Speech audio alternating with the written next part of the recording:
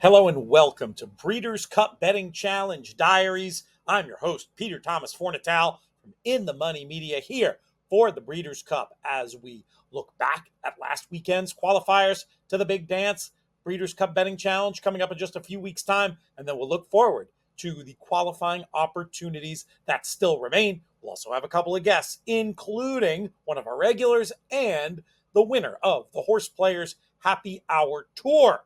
Let's go back to last weekend. We'll show you the names up on the screen and give props to the folks that got the job done. First off, out in California from the California Crown Betting Challenge on Saturday. Overall winner Stephen Wells went to the front early and held on gamely to win a $10,000 BCBC seat, an NHC seat, and cash prizes as well. Edward Dykey in second place also gets that BCBC seat.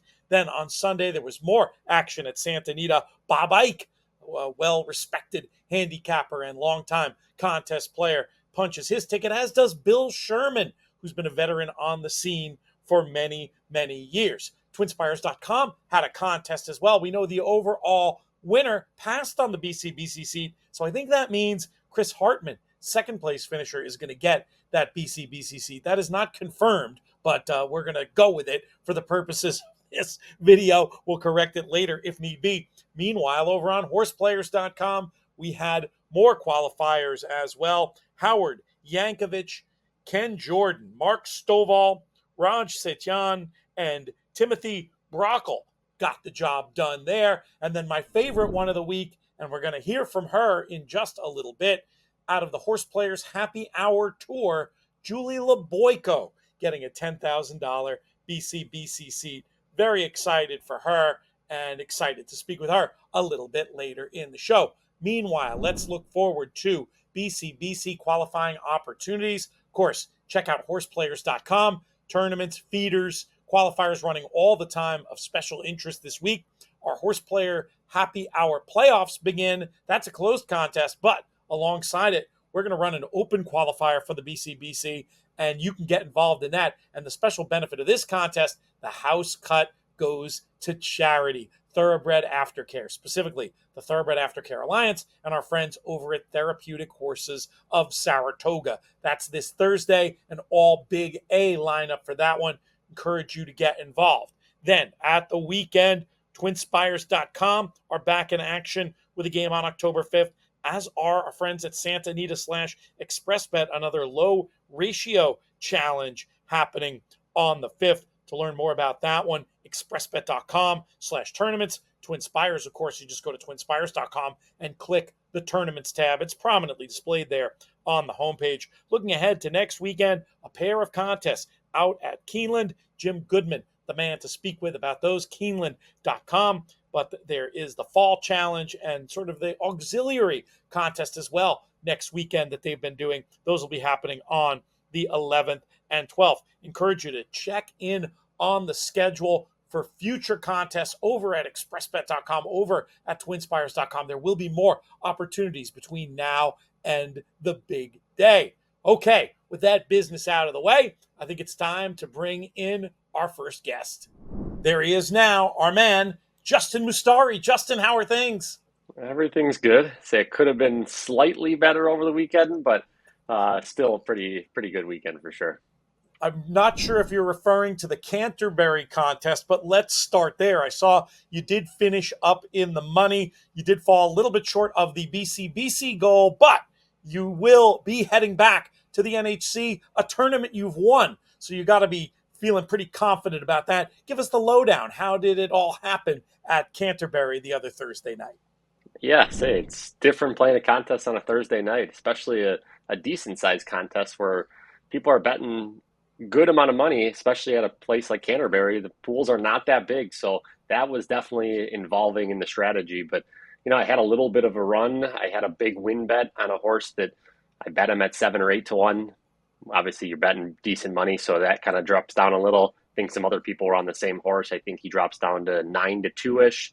So I think I was sitting right around third or fourth-ish going into the last race or two, and didn't really hit anything in the last two, but held on for seventh, and top 7 got an NHC. So can't be mad about that. No, not too bad. Any close calls in those last couple of races, or just situations where you weren't right?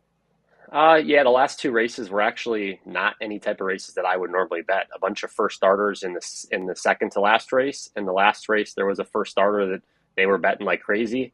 I chose two horses that have already run, and I played an exacta that would have got me a BCBC seat, and they actually ran opposite. The other one won, and the other one ran second. So, Oh man. but hard to bet a lot of money at Canterbury, especially when I still have a chance to stay in the top seven and win an NHC seat. So I couldn't give away too much there going for a BCBC. No, that's smart. And you landed in a more than acceptable place heading back to Las Vegas come March. But that's for a future conversation. Let's talk about your plans for this year's BCBC. There are still some qualifying opportunities. I ran through them just before you came on the show. Do you have your eyes on any of those?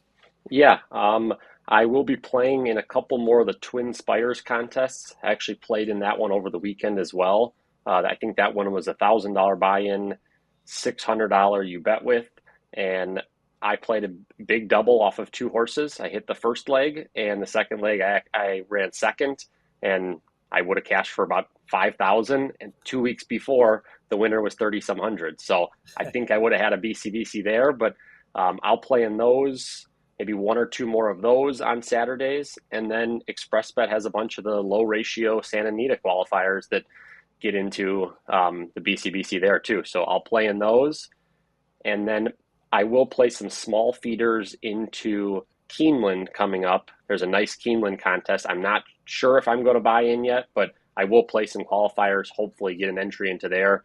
They give away a ton of BCBC, ton of NHCs, all kinds of money too. That's a great contest. So hopefully I can work my way into that one. Great opportunities coming up at all those venues you mentioned, and the Keeneland contest, one of those, definitely, not unlike Cal Crown last weekend. It's always so fun when you're tying into these big racing meets, these big racing events. Speaking of which, we gave props to your father on last week's show. He won a BCBC entry. Were you pumped for him, and were you following that in real time, or did you just hear about it after the fact? Yeah, I was following that. That's his second qualifier for the BCBC now, so I guess you might have had the wrong one on here, but but no, it's good for him. He probably would play two entries in the BCBC anyway, so it's one of those that when you win both of them in, you feel a little bit better about going in and going all in at times, and I'm sure he's happy about that. Would you be content with one, or are you really gunning for, would consider buying to have two in the big dance? I have not played two BCBC's entries yet. I think I've played about 5 or 6 years in the BCBC so far. So it definitely would be an advantage. The year that I won the NHC, I had two entries. So I think there's definitely a lot of advantage there, but I would not buy in for two. So if I qualify for one, there's potentially an option to buy the second one. But as of right now, just trying to work on one. We got a few weeks left in BCBC Diaries, a few weeks left, of course, until the BCBC. We'll be checking in with you again at least one more time, but we'll wish you Godspeed until then, my friend, and look forward to talking soon. Thank you. Next up on the show, very proud and happy to bring in this year's HorsePlayers Happy Hour full season tour winner. She is Julie Loboyko from Lexington, Kentucky. Julie, how are things? They are great, especially since it's confirmed. Were you sweating it? Is that what I'm to believe from what you said? Thursday was a long day. Let's just put it that way. So first, before we get into the sort of scheduled questions, I heard from a pal who was actually the first year we did the HorsePlayer Happy Hour Tour with the BCBC seat attached, the man who won the tour. He's apparently your neighbor in Lexington, David Browning. What is going on? What is it with the water at this one block in Lexington? I don't know. I don't know what the deal is, but yeah, he's a good buddy. We have a lot of fun at the contests and stuff. At what point this season did you start thinking it a serious possibility that you were going to be able to win? I was originally going to ask you, when did you think you were going to win, but it sounds like it wasn't until very late in the day on Thursday. So I'll ask another question. When did you think, hey, I'm going to make a serious run at this? I guess a few weeks ago. And then I kind of stalled out for those few weeks. And yeah, Michael Saletta was gunning for me hard. But yeah, pretty exciting. I've been having a pretty good year so far. So How did you hear about the HorsePlayer Happy Hour Tour in the first place? How long have you been with us? I since the beginning, and I guess probably just from playing on horse players, or David might have told me. I'm not sure, but yeah, it's a lot of fun though. I really enjoy it. You mentioned the good year you're having. We've seen your success with these Horse Players Happy Hour games. Have you had some other nice wins as well? Yeah, I managed to qualify for the NHC again. I missed out last year. Last year was like the worst year I've ever had. I couldn't hit a thing last year, and so that was nice to be qualified already. Um, and then I did kind of okay with the Kentucky Downs contests. Won a little bit, so yeah. So I've been having a much better year. How long have you been involved with contests? Oh gosh, probably since for probably about the past 15 years or so. Oh wow, Yeah, that's way back. That the space isn't that old. yeah. It's let's see. No, it's more like I guess 2013 was the first time I went to the NHC. And then I was playing a couple of years before that, trying to qualify. And What are your favorite formats to play in? actually, I like the win place contests. I really do. I'm kind of new to the live money and still finding my way there. So, but I've been getting a little more aggressive and a little better each time I play. As a Lexingtonian, I think I know this answer, but how did you come to be a racing fan in the first place? Well, actually, I'm from Cincinnati originally, and I was a horsey girl. You know, I took riding lessons the whole bit. And my dad and I was actually father daughter bonding once my mom died. We didn't really have a whole lot in common, me and my dad, and so we started playing the horses. And then we were at Keeneland and we discovered the contests, and that just turned it up to 11 for me. I just loved it. And so we were kind of a fixture after that. That's fantastic. What's your approach to handicapping? How do you pick these winners that put you up to the top of the tour or leaderboard?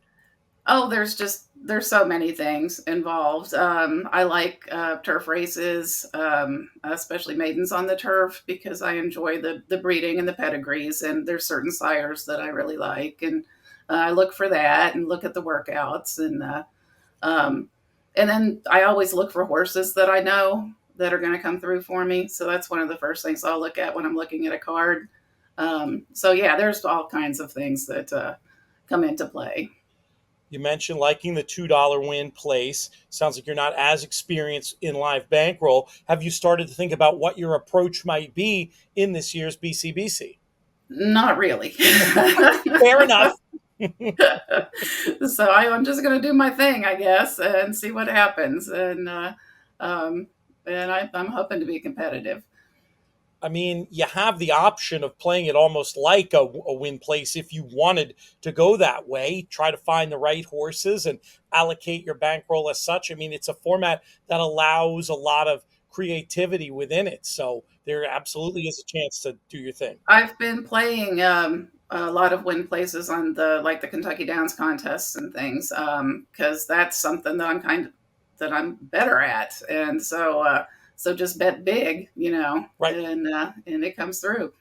Thinking back to Breeders' Cups past, do you have a favorite race from the Breeders' Cup or a particular memory, whether it was from a sporting point of view or a score that you made? When the Breeders' Cup was at Keeneland, the last time I went to the Cup on Friday, and that was a lot of fun. That was cool. And then Saturday, I stayed home and was betting from home. And the second race of the day on the undercard, I hit the super high five for $20,000. And it was crazy. I was watching the race and I'm like, I think maybe I might have hit something. I don't know. And I went and looked online and I'm like, oh my God, what did I do? So yeah, that's a good memory right there. Fantastic. And in your own backyard, no less. Yeah, Where do you figure to be watching this year's Breeders' Cup Betting Challenge / Breeders' Cup from? I'll probably stay here at home and just watch on my computer. Do you have an office / war room set up, or is it just sort of like where you are right now? Oh, usually I'm in front of the TV downstairs and watching on FanDuel TV or MYRA TV, and so Very, very cool. Well, Godspeed in the BCBC. Great getting a chance to chat with you here today. We'll be rooting for you for sure. And you'll be in our playoffs too come Thursday on yeah. HorsePlayers Happy Hour, looking to go double-barreled to the Breeders' Cup Betting Challenge. Have you given that possibility any thought? Boy, that would be something, wouldn't it? Well, I don't know. I kind of hit a wall the past couple of weeks, but we'll see what happens. well, Godspeed in all these endeavors, and we look forward to chatting with you again soon, Julie. Thanks so much for your time. Thanks again. Thanks again to Julie, as well as Justin, our friends over at the Breeders' Cup, especially Haley and Justin, who've been such big supporters of In the Money Media over the years. Join us for the HorsePlayers Happy Hour first round of the playoffs on Thursday. Play along in our direct qualifier to the Breeders' Cup Betting Challenge. And for more of my work, make sure you check out inthemoneypodcast.com, In the Money Players Podcast, wherever you get your podcasts, or the In the Money Media YouTube channel. That's it for this week. I'm Peter Thomas Fornital, and I'll see you on the leaderboard.